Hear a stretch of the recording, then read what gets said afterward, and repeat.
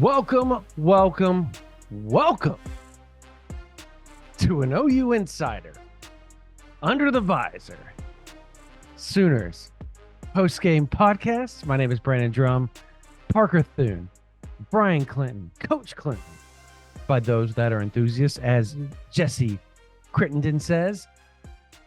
Oklahoma 24, Alabama 3.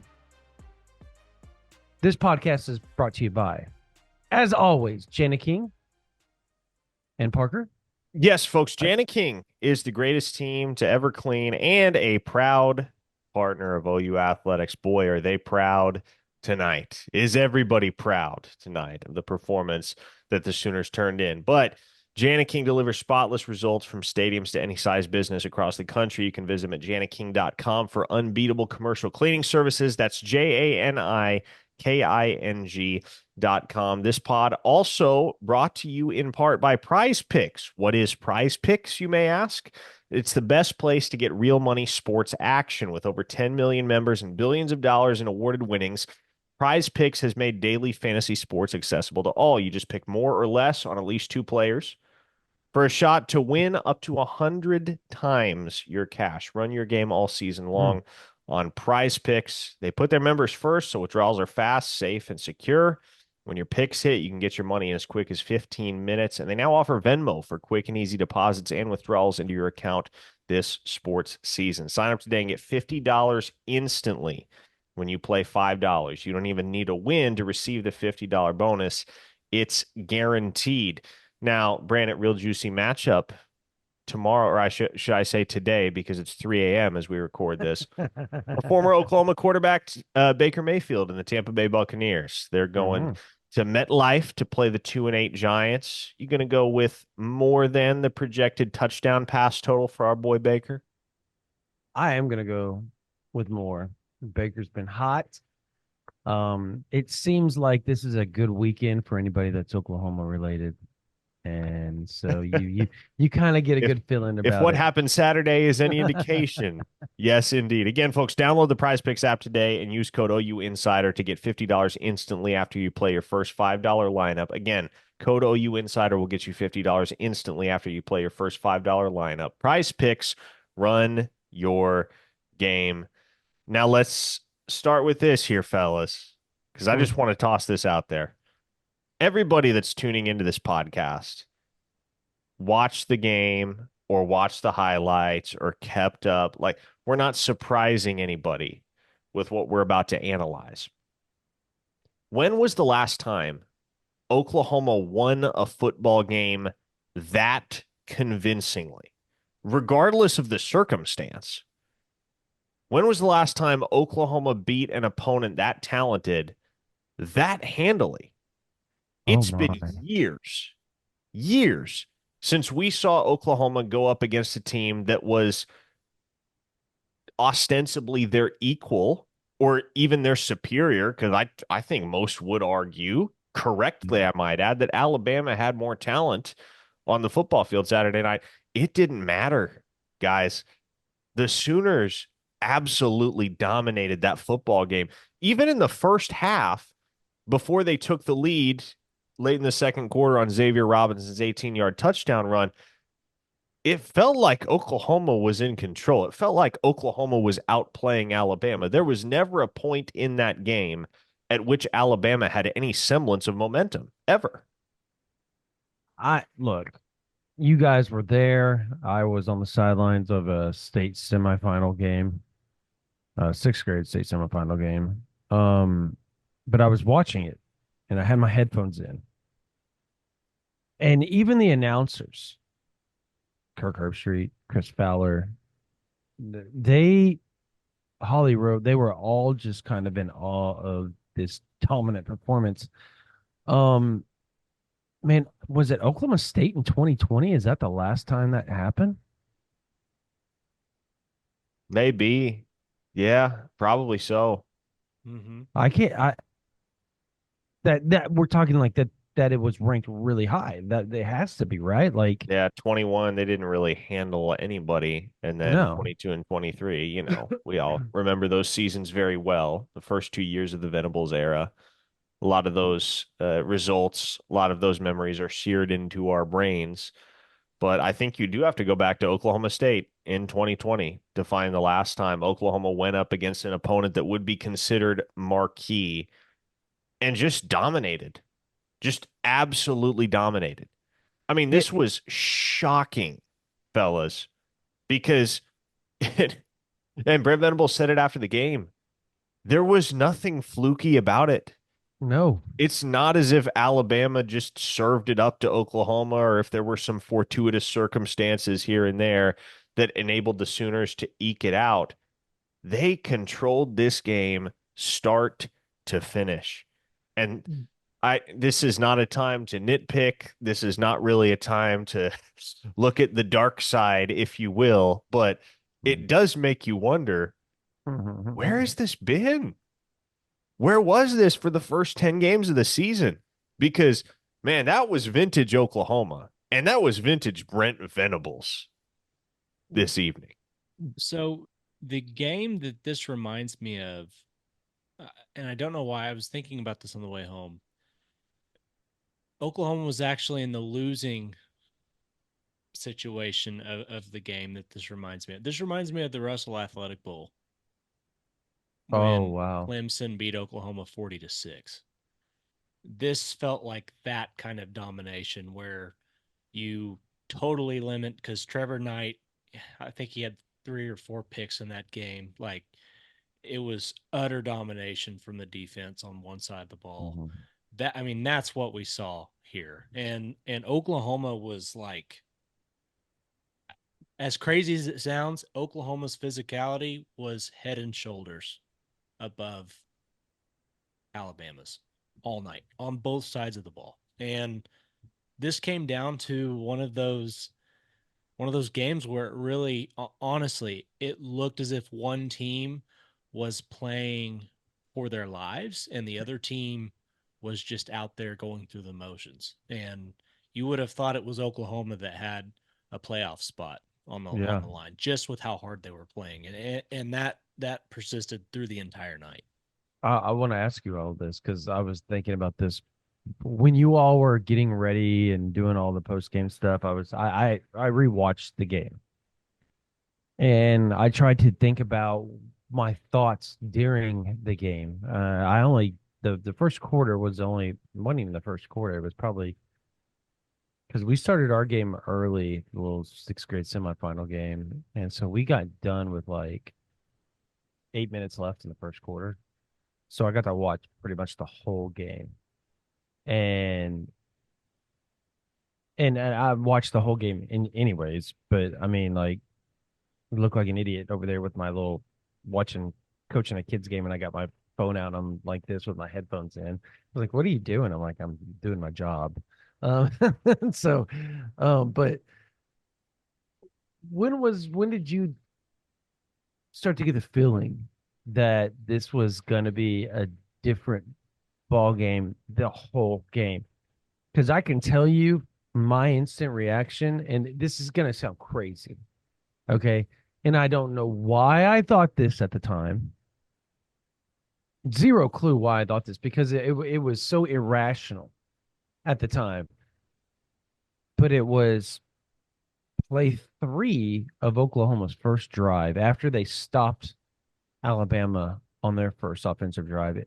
When Xavier Robinson had like that 30-yard run, Mm-hmm. that was when I literally turned to one of our coaches and I went,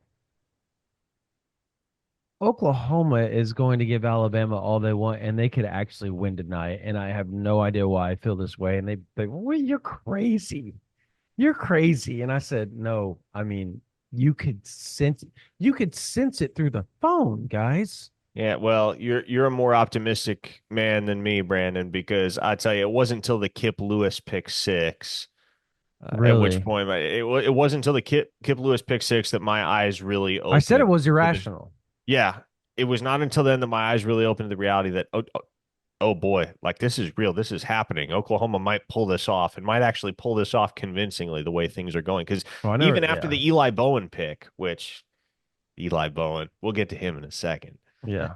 But even after the Eli Bowen pick and Xavier Robinson punches it in and Oklahoma goes up 17-3, I can't imagine that I was the only one that was sitting there just waiting for the collapse, right? Because it's happened so frequently this season where something good happens for Oklahoma and it just can't last. This team can't let it last. They have to give the momentum right back. They have to give the inertia right back. And the snowball just kept rolling downhill from there on out. Like that was the turning point in the football game. That pick by Eli Bowen was the moment that signified to everybody in attendance, the 84,000 crimson clad folks that filled out the bowl at Owen Field. It signified to all those folks that Oklahoma showed up to win this game. Yeah. Regardless of whether they actually pulled it off. Yeah, they're here to fight Alabama tooth and nail to the final whistle. Sometime during the second quarter, I remember looking over to the guy sitting next to me with the camera, and I said, does that say Oklahoma's averaging 9.6 yards a carry and Bama's averaging 1.8? And he said, no, I don't believe you. And I said, well, I mean, that's what it says. We went into halftime, and Parker can attest for this. I walked in, and my first words to Parker were, man, this one's going to hurt really bad. That's exactly what he said. Yep. Because they were playing so well up to that point. It was 10-3. I was like, God, this one's going to hurt so bad. Just because that's what I've been conditioned to believe is going to happen. But like, I think the moment when I realized this was going to go in Oklahoma's favor was that interception. Was that first one from Bowen, because every time that Oklahoma has had some sort of momentum very early in the second half, it's swung the other way quickly. And this time it felt, okay, Oklahoma has something here that they can really build on and hold on to. So I would say that the Bowen pick was definitely that moment for me. I tell you guys, going that's back, when I thought it was like OU was like definitively winning. Well, the restaurant guys, the restaurant erupted. Like we're in like this next. You guys, I know you guys were at the game, but let me tell you like how the atmosphere was just in the state in general when that happened. During the handshake, during the post game, there were kids of the opposing team that my son just beat going, guys, Oklahoma is tied 3-3. It's 3-3. Like, and they're just blah, blah, blah. Like, they're going to win. They're going to win. Like, that's how irrational it got, not just with me, but with everybody, that they could pull this off, that they could actually do this. And it didn't make sense, right? Like you all said, it's like you're conditioned all season that they're going to choke this thing away. Yeah. But there was an irrational feeling throughout the whole fan base that this thing was going to do it. The second Eli Bowen had that pick, there was 300 people inside this restaurant that saw it, and the whole place, I kid you not, and they were yelling Boomer Sooner across the restaurant in Tulsa, Oklahoma. Yeah. Well, it was crazy. It was that Bowen pick, I think, that made believers of the 84,000 folks in attendance, because up until that point, they were excited, right? And it was loud in that building. Shoot, by the end of the night, it was as loud as I've ever heard Owen Field. Yep. And Danny Stutzman said the same thing, loudest he's ever experienced. But there was that air of nervousness that was kind of lying underneath it all, because so many of those fans are so scarred by what's happened to this point in the season for Oklahoma, where they give you hope for a little while. You go back to the Texas game, for instance, and they're hanging with the Longhorns for a quarter and a half, and then boom, the avalanche hits, and it's no contest the rest of the way. But when Eli Bowen jumped that screen pass, everybody in the building came to the realization that, oh, no, like, we can go win this. Oklahoma can win this football game. And if you go back to the pregame podcast on Thursday that you and I and Travis recorded, Brandon, I had no confidence that Oklahoma was going to win this game. None of us did. No. But We had the conversation. What does Oklahoma have to do to give themselves a chance? And I said the two things that they have to do are run the ball effectively Yep. between the tackles and be at least +2 in the turnover margin. Check and check. Yeah. I think I remember all of us said, well, they'll keep it. The defense will keep it close for a while, and then everything will break once they run out of energy. And that would outside of the turnovers, the difference in the game today was the fact that the defense wasn't on the field the whole game. As a matter of fact, Yep. during the second quarter, Oklahoma was on the field offensively 11 of the 15 minutes. When was the last time that crap happened? Well, let me tell you why that, because That I'm is sitting I'm sitting mm, here looking at first down efficiency for both teams. Oklahoma averaged 6.9 yards per first down play. mhm. Bama averaged 3.3. That tells the whole story. It's Oklahoma had 180 yards on first down today to Bama's 76. So you're setting yourself up for success in those second and third down situations, and you stayed on the field. The defense is able to regroup, recoup, do everything. I mean, it was just the game plan today, building it around the run, which can we give the offensive line flowers right Holy now? Yes. Like, smokes, man. Oh man. That I'm unit played their tails off. lots of young guys too. The thing that's most impressive, and I know that they lost Lawson in the middle of the game, and like that's a huge loss. But like, guys, Oklahoma has been playing. Uh, it's been musical chairs pretty Mhm. much all season long, and there was no threat of downfield pass whatsoever, and it didn't matter. Alabama simply could not stop Oklahoma's running game, and the combination of Jackson Arnold and Xavier Robinson tonight was just like it was just physical and downhill and something you can hang your hat on. Like very, Yeah. very much so. The identity of the offense tonight was physicality, and it paired very, very well with the kind of defense that Oklahoma's playing. Very few people know this, but it'll make a lot of sense when I say it. Jackson Arnold was a running back before he was a quarterback. Yep. All the way through And eighth grade. Yep. and there you go. 25 carries, 131 yards tonight. But you hit on it, Brian. That physical running style. That's what made him effective tonight. That's what made the Oklahoma run game effective was having a physical runner in Jackson Arnold at the controls and having a physical back in Xavier Robinson that's got some burst when he gets outside the tackles. And Alabama just had no answer for it. The Sooners rushed for 257 yards tonight. And we mentioned it in the instant reaction or rapid reaction, whatever we call it. I forget. Um, we mentioned it then, but I'll mention it again. Jackson Arnold made fantastic reads all night. I cannot recall an instance where he made objectively the wrong read. And you go back to that Tennessee game, it was like he was making the wrong read every single snap. It was like Mm-hmm. Yeah. he can't get anything right. Tonight, man, he couldn't get anything wrong. Every single read was money. Yeah, it's like the game slowed down for.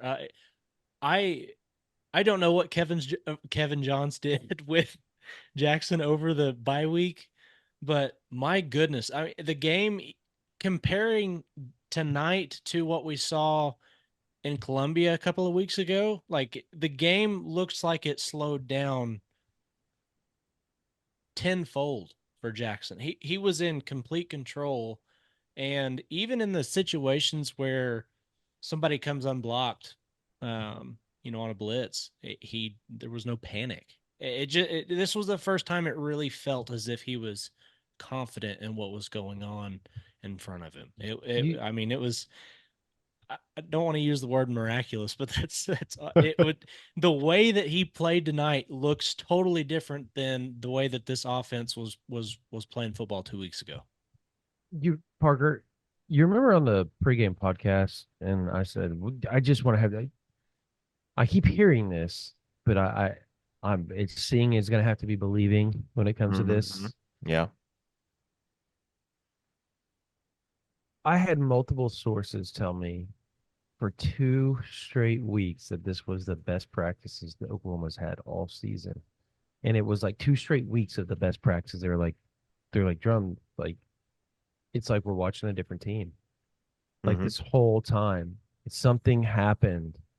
Something happened after that Missouri game, and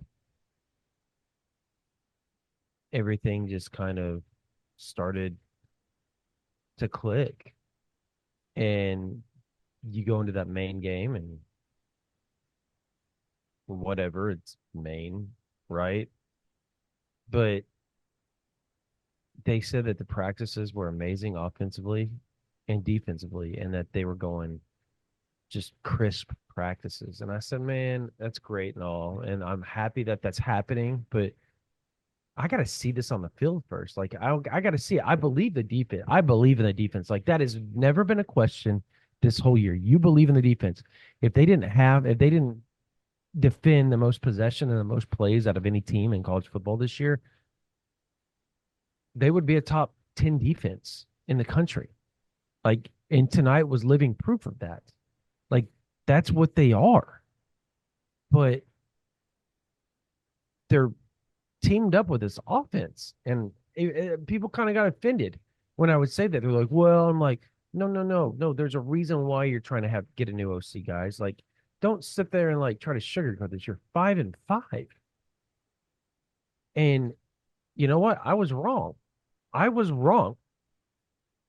Those practices, Iverson, it's practice, practice. No, that crap mattered apparently because you witnessed it Saturday night. 24-3, just an ass kicking. Mm-hmm. It showed up on the field. Hey, Spencer Brown played well. Spencer Brown played did like he did play well. He beat Spencer like Vandermark like it was that like you know what? That's what everybody wanted. Well, you Philly Bill flop. You didn't get Vandermark. Spencer Brown sucked all year. Blah blah. He made Vandermark look awful. Awful. man, That whole guys. Can we give the flowers to the defensive ends? Oh yeah.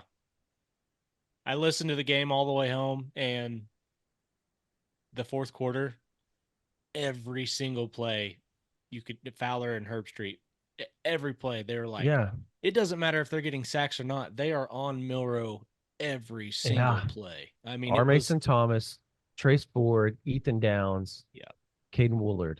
They incredible. played incredibly tonight. Yeah, Incredible. R. Mason Thomas was unblockable for Yeah. much of the evening.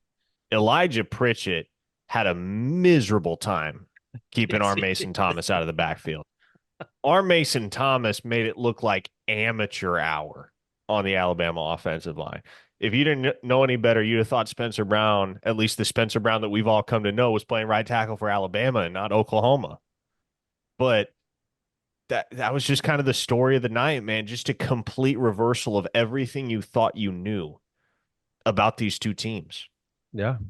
And what is absolutely wild to think is that Jackson Arnold threw for less yards in this game than he did against Missouri. And yet Oklahoma's offense was operating at 10 times the efficiency and effectiveness at which it was operating 2 weeks ago in Columbia, Missouri. And they didn't have to do anything in the second half. Man, Eli Bowen set him up with that one short field. They cashed it in. That was the only scoring drive of the second half for Oklahoma. The rest of the way, they just chewed clock. And the entire theme of this game plan, and I love it. Yeah. I love it. Talks to Joe John. Well, no, Yeah. it's upsetting that it took this long on the one hand, but also like you just love to see that the entire theme of this game plan was sticking with what worked. Oklahoma figured out early on what was working, what was going to work. And man, they just ran the same stuff till the cows came home. and Alabama couldn't do anything about it. Yeah. Yeah, it was wow. Oklahoma's Domination. offense, Oklahoma's offense possessed the ball 17-ish minutes in the second half. Uh, punt, and end of the game were your final three drives, and that was a total of 12, almost 13 minutes taken off the Mm-hmm. clock. That like guys, this is it's gonna be it's frustrating, but and I mentioned this. I actually mentioned this in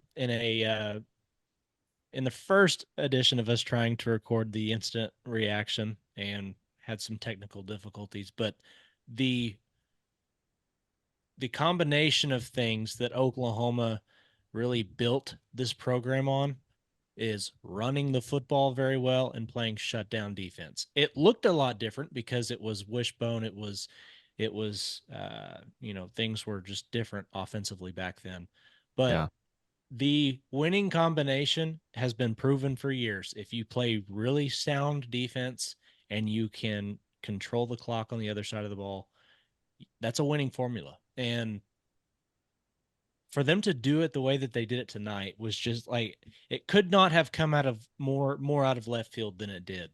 Uh, and it left me incredibly impressed. You ran 25 offensive plays in the second half, Mm-hmm. and you end up taking almost 18 minutes off the clock. Like that is a masterclass. Oklahoma won the overall time of possession battle on a 34-26 split. Mm, That's pretty substantial. yep. And in many ways, it felt like that was just kind of Oklahoma's game plan going in was we're going to keep our defense on the sidelines as much as possible. We're going to give them opportunities to get a breather, regroup, watch the film, and keep giving us a shutdown effort every time they go out there. And that's exactly what happened tonight. Oklahoma's offense didn't need to do a whole lot of scoring. They just needed to give the defense the opportunity to get back out there fresh and ready to give Jalen Milroe and Alabama hell for another 3 downs. And it Speaking of was, that, you let me I'm gonna let me grab the Alabama drive chart for you real quick. oh, this will be fun. Punt, field goal, punt, punt, half, interception, interception, punt, downs, interception. You had two drives that topped 20 yards on the night for Alabama. You had one that went for a field goal, and then the one that ended the game pretty much there, the interception there at the end. So, yeah, I mean, just incredible performance from that side of the ball. Ridiculously good defensive football. And it Yeah. started with the play in the trenches. Grayson Halton made plays tonight. Jaden Jackson was Yeah. disruptive. David Stone, you felt his presence when he was on the field. Those DeJounte Murray. defensive ends, you mentioned them, not only are Mason Thomas, but Caden Woolard and Ethan Downs and Trace Ford continually creating havoc off the edge. But man, I I touched on him earlier. I want to loop back around to him. Guys, Eli Bowen is one of the best cornerbacks in college football as a true freshman, and it's Agreed. Yes. undeniable after Yep. tonight. It's absolutely undeniable Herb because Street was in love with him the whole game. he got one of the top 5 toughest man coverage assignments in the sport. He had to guard Ryan Williams. Guys, Ryan Williams came into the game with 730 yards and 8 touchdowns on the year. He caught 2 passes for 37 yards on Eli Bowen. 2 passes for 37 yards. Mm. And it wasn't Eli Bowen going into this game, wasn't he? Didn't he like lead the SEC in like what was it? Like I can't remember what the stat was, honestly, but it was like some absurd coverage stat. And you were just like, and it was like efficiency or something to that extent that you just don't complete passes on him, and it's No. been that way. And we talked about that even in the And pregame podcast, Parker. Like, it's never been the issue ever since they started with starting Eli Bowen. The issue has never, ever been that he's given up big plays. The other side's where the big plays been happening. He shuts down half the field. correct. I mean, it's lockdown. You're not getting anything down the field on Eli Bowen. You may be able to dink and dunk a little bit, but even so, like Yeah. he's the best. And this is something I've been hearing since the spring is he's the best corner on the roster when it comes to covering the curl route or Mhm. anything short. He'll dig his heels in and he's all over it. Brent Venables called him a water moccasin, and it just seems It's more and more so of an appropriate descriptor yes. with every week that goes by, man. And again, completely undeniable after tonight that Yeah. Eli Bowen is absolutely one of the best cornerbacks in college football as a true freshman. And he is a Right. cornerstone that you can build around for years to come at the University of Oklahoma. His I brother's cannot playing like with a broken foot too, by the way. I want everybody to understand that. Like Peyton Bowen is playing with a broken foot right now. imagine, if you will, Mm. how difficult it's going to be to throw the ball on Oklahoma in 2025 when you have Gentry Williams on one side and Eli Bowen on the other side. That's clamps, And oh, by fellas. the way, Michael Boganowski's breathing down your neck. Yeah, Oh, yeah. yeah. Yeah, and yeah, you got Peyton Bowen, RSJ, you got Jacoby Johnson, like fully engaged at playing corner and not going back and forth between the offense and defense. Like, does that not just sound absurd? Oh, and mind you, Kendall Dolby will be back with Reggie Powers and Sammy Omasigo playing Cheetah. Yeah, that secondary is going to be nasty. Oh, Secondary is going to be absolutely nasty. But man, like but like the way that he snuffed out that screen pass Oh, tonight that was so and picked it off, impressive. it textbook.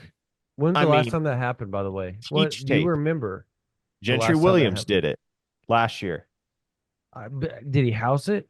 He didn't house it, but that's the one that's the one thing that Gentry Williams has demonstrated a propensity to Mm-hmm. do, and that Eli Bowen has demonstrated a propensity to do is, boy, they are so instinctual when it comes to Yeah. diagnosing the screen and jumping all over it that again, it's not something you're going to be able to do against Oklahoma in 2025 if those guys are on either side because they're intelligent, they're aggressive, and when they see it coming, they're going to crash. And when they crash, they're also very, very reliable tacklers. You're not getting away from them.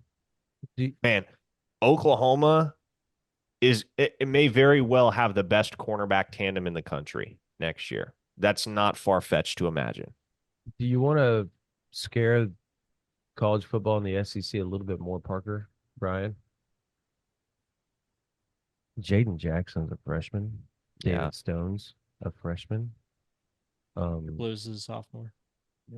Kip Lewis is a sophomore.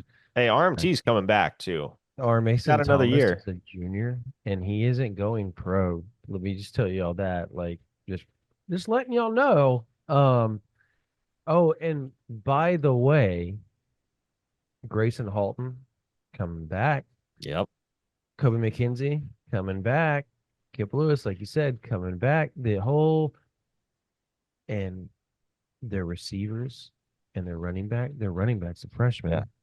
Um, Well, it just like, and isn't it crazy the mental, like, just everybody's mental is just so much different. Like, you can now sit back after this win. I think it allows OU fans a little cushion to sit back and go, okay, 5 starters out on wide receiver, 6 after starters Brendan out. Thompson went down tonight. Yeah, 6.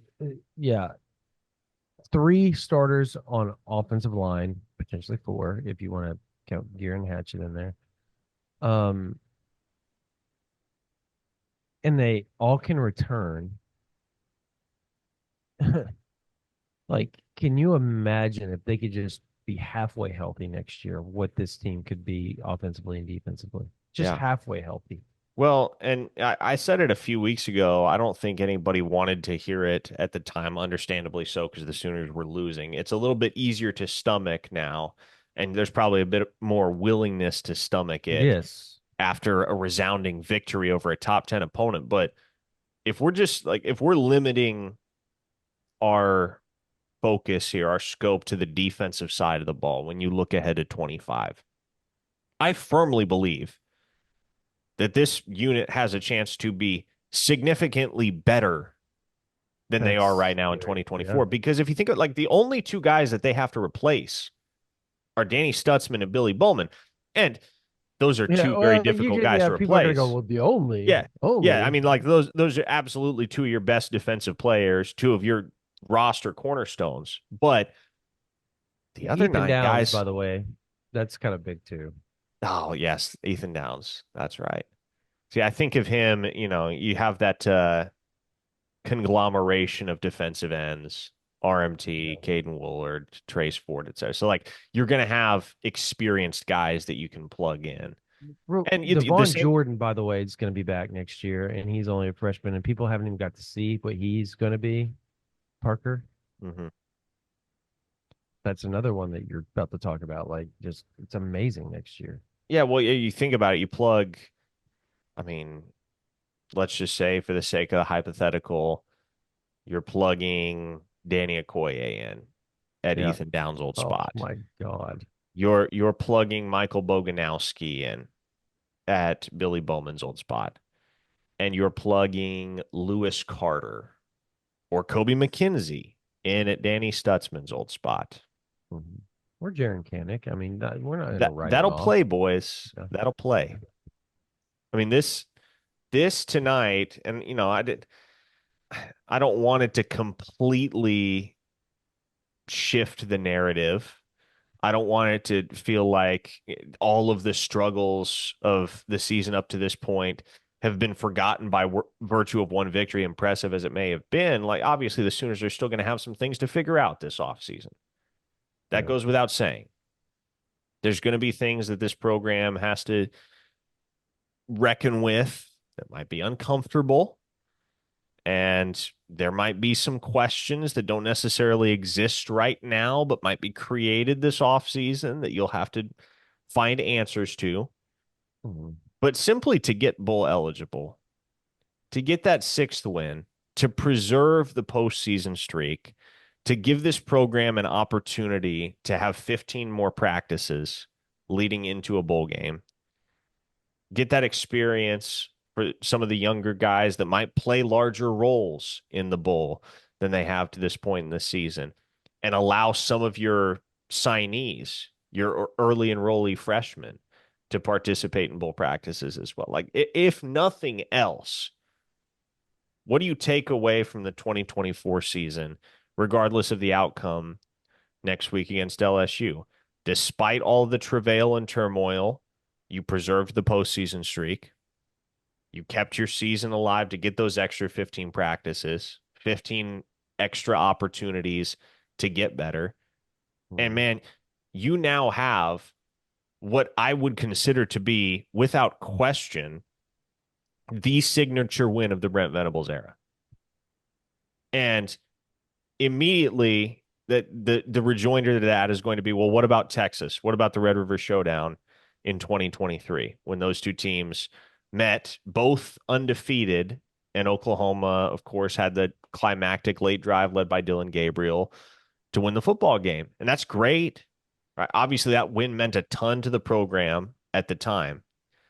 But the reason why I would consider this the signature win of the Brent Venables era more so than that win over Texas is because this is the type of football that was the type of football that you hired Brent Venables to coach and that you expected that his teams would be playing by Yeah. year three. Yeah. And it took a little longer than anticipated, and it didn't come without some bumps in the road. But it felt like tonight was that win that you can hang your hat on now if you're Brent Venables and this staff.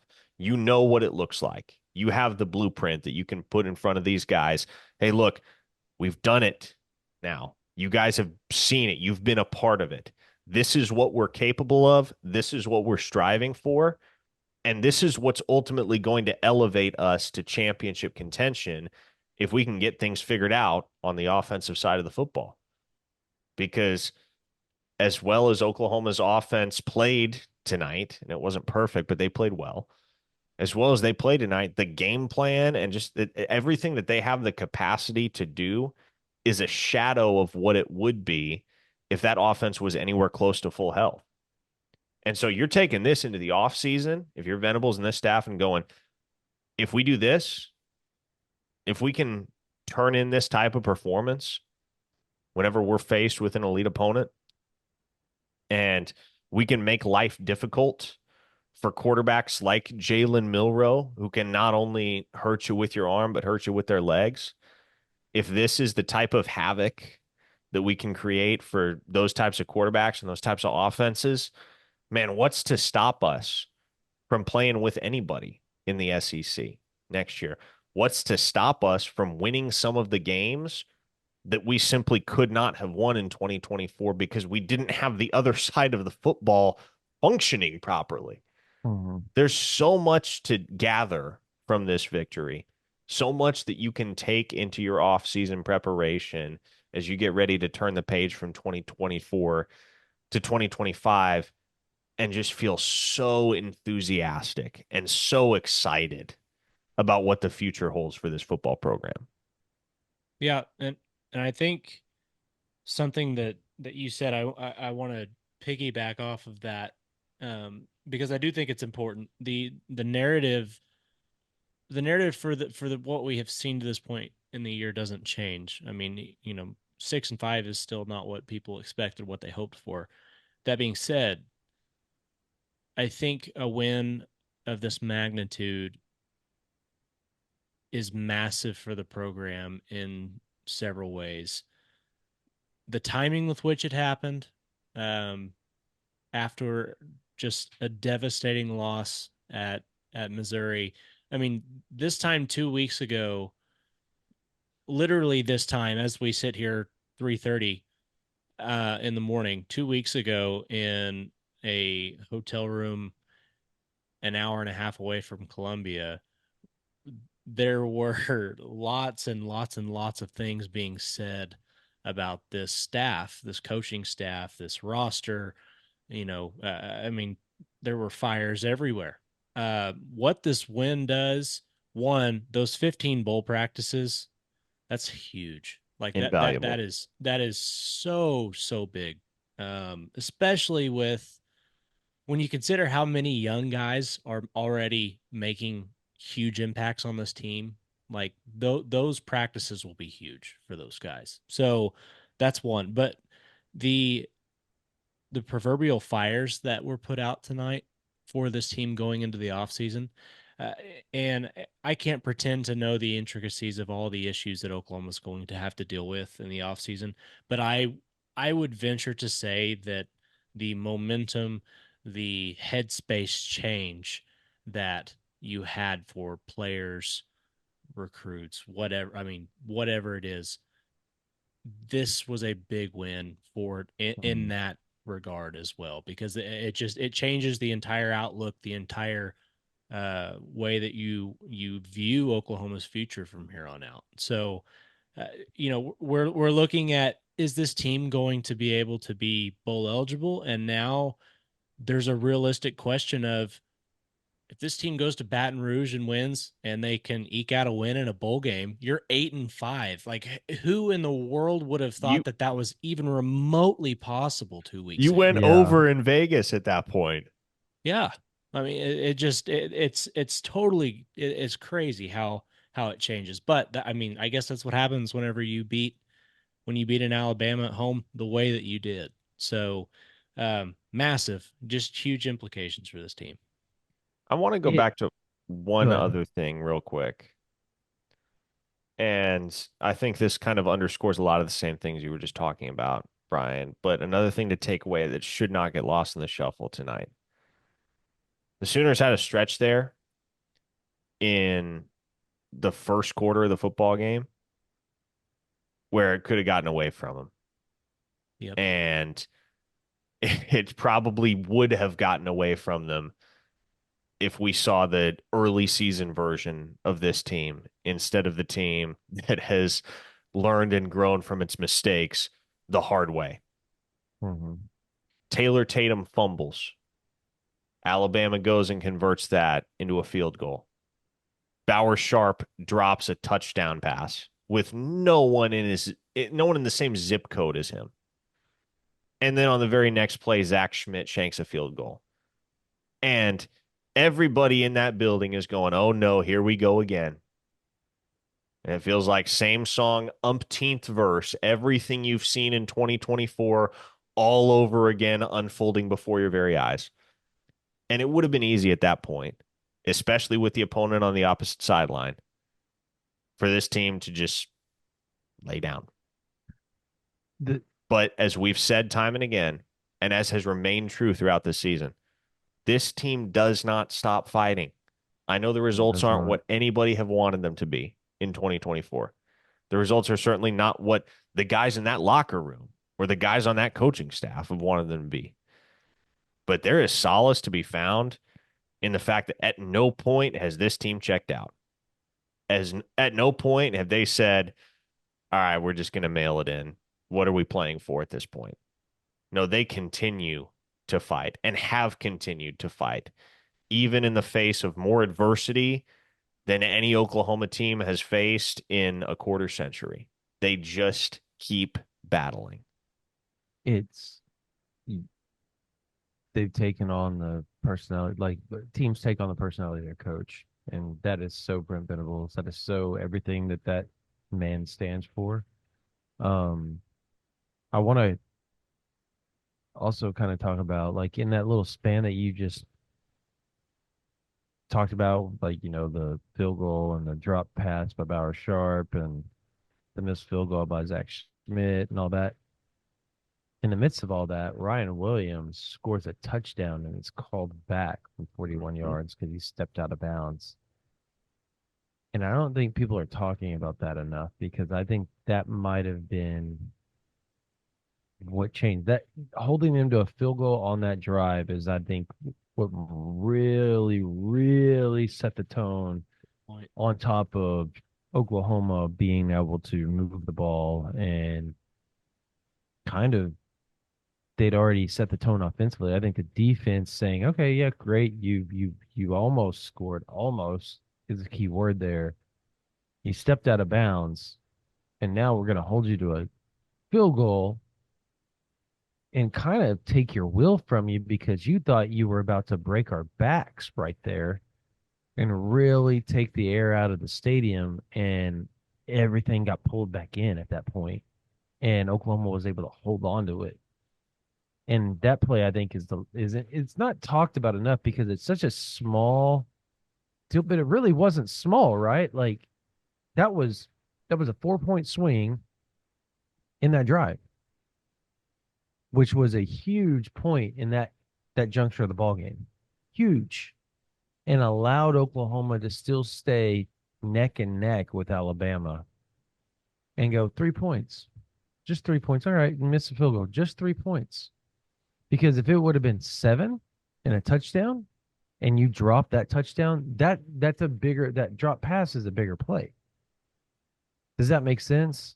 Like, there's always optics. There's always, what you see, right? It may be bigger than the reality of the situation, but I think that was big. That whole scenario, Parker, that you talked about was big, and it leads into the fighting part. Like, they were able to still fight because they were within a field goal, not a touchdown, a field goal. Touchdowns have been eluding to Oklahoma. Field goals, you've seen Oklahoma score field goals. You know what I mean? Like, that optically to them, that didn't seem like such a big deal at that point. So yeah. They did. They have this whole season. I've taken the same mindset as the head coach. They've taken the same mindset of the head coach's wife, right? Just fight. You're going to fight. And if she's going to fight, If he's going to fight with her, we're going to fight on the field for him. And I think that really is. I don't know that that's talked about enough, to be honest with y'all. How about this? And this is, we've just about covered everything there is to cover with this football game, but I do think this is worth an expanded conversation as we get ready to close the loop on everything. How bizarre is it? And yeah, and I mean, there's a lot of words that you could use to describe this whole situation. Bizarre is one. Cool is also one. Mm-hmm. But how wild is it that a guy who entered the season as RB6 is now pretty objectively the best running back on the roster? Timber Creek's finest. Ooh, dude, Xavier Robinson showed us all something tonight. Yep. Man, that dude. Look, I don't want to put too much on him too soon because what he's done these last couple of weeks has been impressive. But it's still what, 2-3 games if you want to count Maine. Still very limited action. But the early returns on Xavier Robinson are amazing. He's got feature back potential. He's got 3-down back ability. Mm-hmm. He can contribute as a runner, as a pass catcher, as a blocker, and man, equally dangerous between the tackles and when he bounces outside, as you saw on that 18-yard touchdown run. 2 weeks ago, the plan was for this guy to redshirt. Mm-hmm. Again, he did not appear. There were five running backs that appeared on the week 1 depth chart. None of them were named Xavier Robinson. And really the only injury that has contributed to expanded playing time for Xavier Robinson has been Javonte Barnes' nagging ankle issue. But it's not as if everybody just fell off the depth chart because they got hurt and everybody else is unavailable and he's your only option. No, Xavier Robinson has just gone and seized the bull by the horns. What happens when Javonte Barnes comes back? That's a great question. Like, what happens this offseason? Because you have 6 scholarship backs right now. Yeah. All of whom have the capacity to return.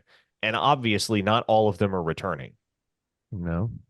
I mean, run it down. Javonte Barnes, Gavin Sawchuk, Caleb Hicks, Sam Franklin, Xavier Robinson, and the 2 you just named are gone, by the way. Caleb Hicks, Sam Franklin. I would expect them to probably. Yeah, I mean, there's no place for Sam Franklin in this offense right now. And then Taylor Tatum is obviously the 6th. It's just so crazy to me to think that the Sooners almost wound up with Caden Durham and Taylor Tatum, and that would have meant they missed out on Xavier Robinson. Say what you will about the season that Caden Durham's having at LSU, because it has been a good one. And say what you will about Taylor Tatum and his early struggles, but there's a good chance Xavier Robinson might turn out to be the best of the bunch. Crazy is that eval running backs, guys? Yeah, they can. Yeah, they can. I'll put it this way, and I had this thought during the game, and I was saving this for when we eventually talked about Xavier Robinson. He's been put behind a makeshift offensive line, running a scheme that's changed a little bit throughout the year. And when I say a little bit, I mean a lot. I mean, it has. It's just completely morphed into something else. Tell me a time. Give me an example of a time that he has been featured in an offensive drive, and that drive was not successful. Through any That's game, a great point, Brian. Through any game that he's been in. It's a great point. Every time that he is featured in that offense, they move the ball and points are put up on the board. And it's just the simple things, man. It's the very simple things that he does well, like just going forward every time he totes the rock. He's Kennedy Brooks. He literally already at this point in his career, he is Kennedy Brooks. Exactly the comparison I was about to guys One just hasn't had the season that we all thought he was going to have. Where everybody equated him to Kennedy Brooks last year, right? Yeah. With speed. Yeah. And Gavin Sawchuk. And now you've got a big, burly Kennedy Brooks type that My God, dude, he is just physical too. Yeah. just carries dudes. Like, and I think that's the difference between the two is that, you can be patient, but patient with the power that he has is just it's He another carried level. Malachi Moore for like 5 yards on one of those carries today, and Yeah, he's a it was huge human impressive. being.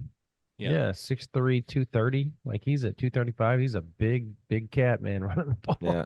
I mean, I'd ask what took so long. I have asked what took so long. It's probably a question that will get asked over and over this offseason with regard to Xavier Robinson. He was But called the most it, improved running back DeMarco Murray has ever had on his roster. And that it, came from DeMarco to a source, by the way. Like that is like straight, and I'll say that publicly. I don't care. Like straight up told the source, Mm. the most improved running back they have ever seen at Oklahoma from the start of fall camp to now. And it's not close. enjoy the show, folks. It's just getting started.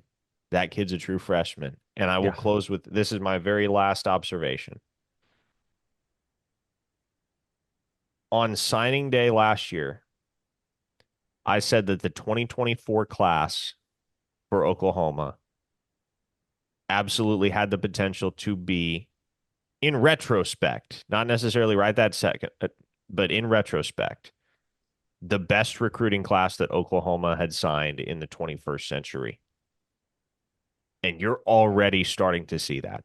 Yeah. That is already manifesting 11 games into their collegiate careers.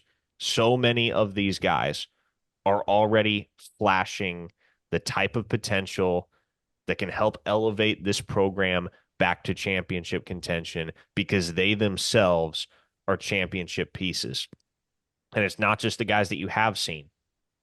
It's not just Jaden Jackson and Eli Bowen and Xavier Robinson and Taylor Tatum and Michael Hawkins and Zion Kearney.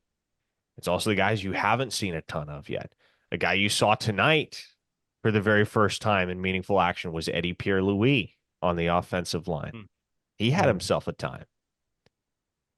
It's a guy like Michael Boganowski that's right now stuck behind three very talented safeties, but his time is coming. And when it comes, it's going to be a fun time. It's a guy like Reggie Powers who can play multiple positions in that secondary and that everybody in that building was raving over in spring. But again, there's just not a viable path to playing time for him right this second. It's a guy like Danny Okoye who's got every physical tool you could want in an elite defensive end and is just kind of sitting there biding his time.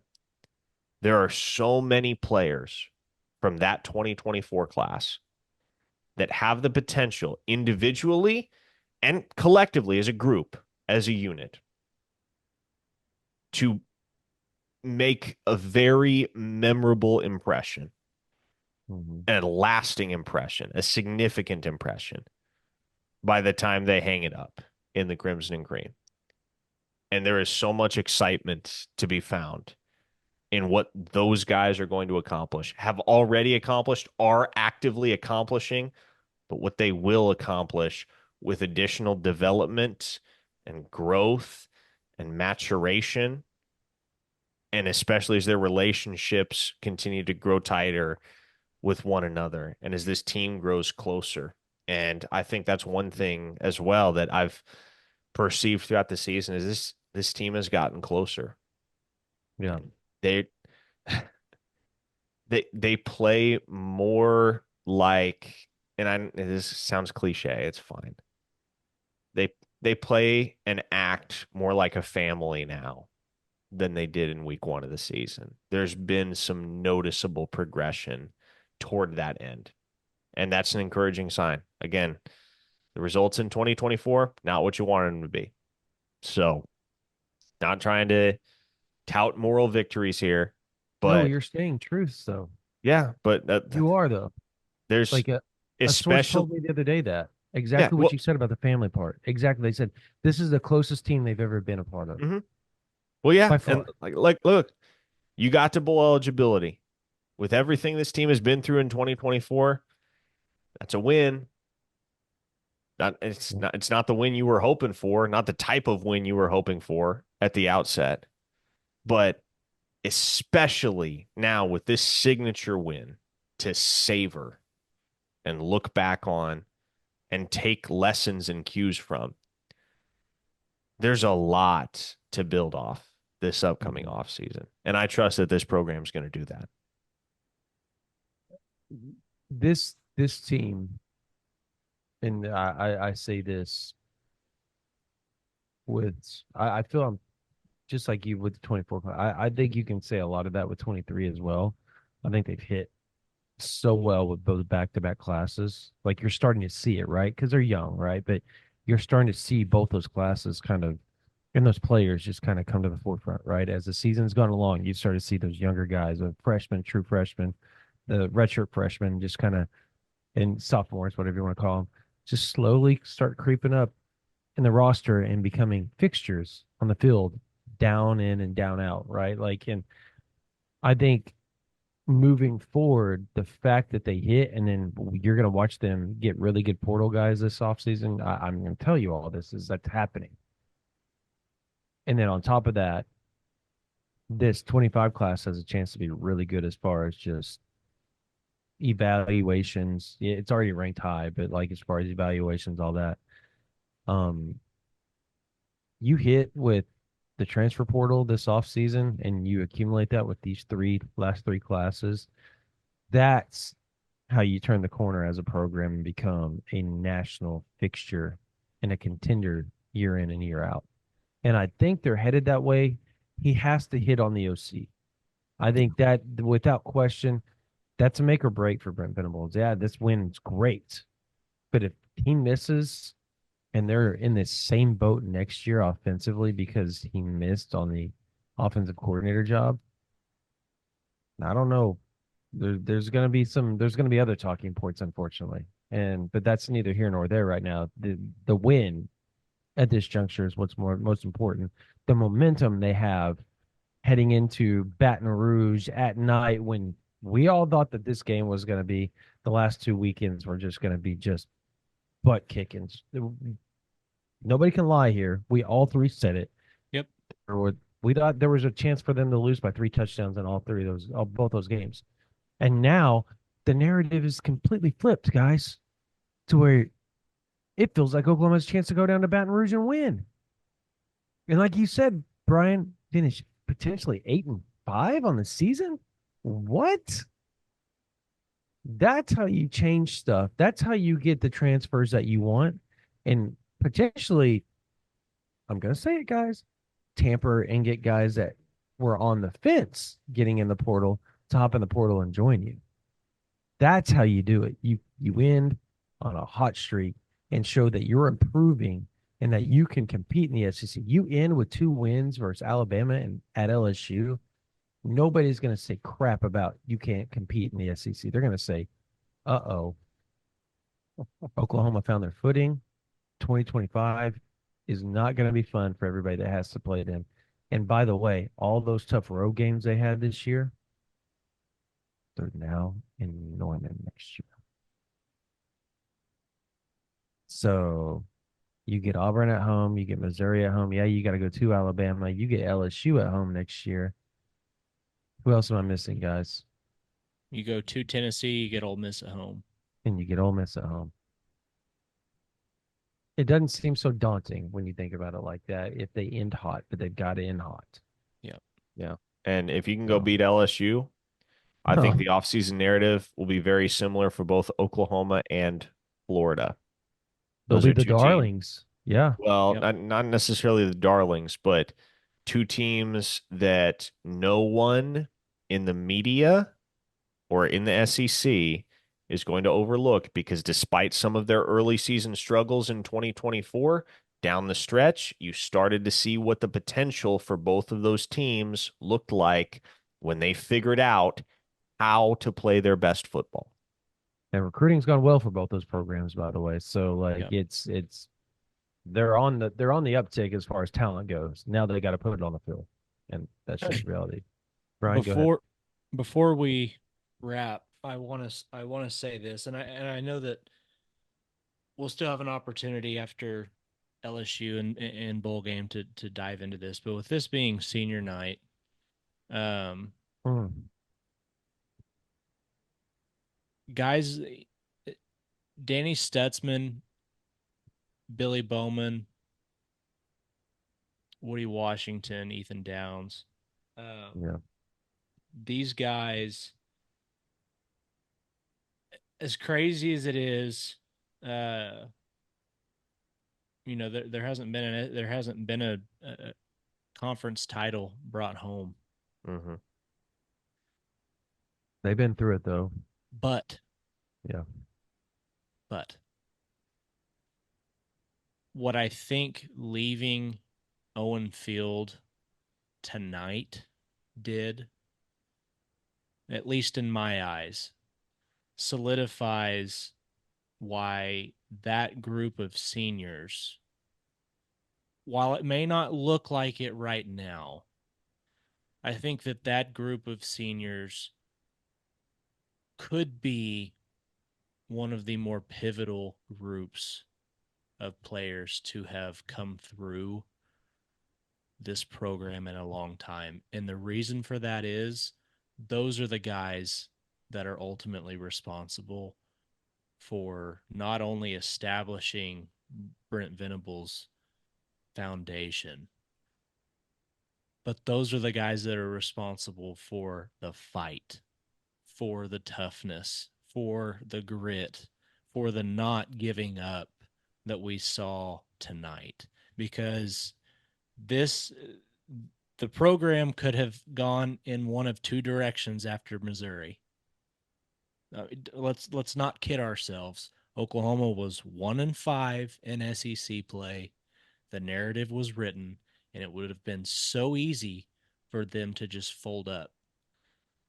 But they didn't. That's never who they were. That's never who they have been. And I think that is so, so impactful for what Mm, this program can be and wants to be moving forward. totally agree. They've been through it. Lincoln Riley leaving, Yeah, and they craziest. stuck around. They Yep, made this program by sticking around and being the leaders that they are. And exactly. I think they will forever be indebted, um, or the OU fans will forever be indebted towards them because like they've done so much for the program that a lot of people would have ran away from, and they ran towards that the hill, that mountain that they were going to have to climb to get the program back on track after everything, after Caleb Williams leaves and all that. Like that things needed done, and they were there to lead it through it. And I think they're forever going to be just in the lore of OU football. Not on top of that, they're really damn good players. So like that's the other part about it. Like they're freaking good. But anyways, yeah, great point, Brian. Great point. All right. Oklahoma won 24-3 over number 7 Alabama in a huge upset on Owen Field. Thank you guys for watching this podcast. This is Oklahoma Sooner under the visor Sooners post game podcast. If you're not a member of OU Insider, $9.95 a month at $9.95 for the whole year. If you are active duty, if you are a college student, doesn't matter, Timbuktu University, doesn't matter where you go. If you're a teacher, email us ouinsider@rivals.com. Again, ouinsider@rivals.com. Active duty military. You have to prove it to us. You have to email us from .edu if you're a teacher, if you're or you're .ok or whatever. If you are a teacher, if you're a college student, um, and we'll email you back, and we will give you all a promo code for $11.95 for a whole year. Again, ouinsider@rivals.com. Active duty, prove it to us, and then on top of that, teachers, college students .edu /.ok, whatever. You email us, we will help you guys. We will get you on OU Insider for $11.95 for a whole year. Again, $9.95 a month for everybody else, $99.95 for a whole year. It's worth it. The OC search, we're talking about that all the time. We got notes all the time. Recruiting stuff. I got quarterback recruiting stuff that just popped up. Oh, you could be hosting a quarterback in the 25 class here pretty soon this week. We got that up there on OU Insider VIP right now. Parker, Brian, Jesse, myself, like we're loaded up on information galore for you guys. Team recruiting, coaches search, it's there daily for you guys. And you're with thousands and thousands and thousands of OU fans already that are already on there. So come check us out if you want to go on there. Subscribe to this YouTube channel. Give us hit the notification bell. Give us 5 stars on whatever podcasting platform you listen to us on. We thank you guys so much for doing that. Again, thank you guys for listening to this version of the OU Insider and the Visor Sooners post-game podcast. Oklahoma 24, Alabama 3, and the biggest victory in Brent Venables' era. I think you can unequivocally say that now. Parker Thune, Brian Clinton, my name is Brandon Drum. You guys have a blessed night.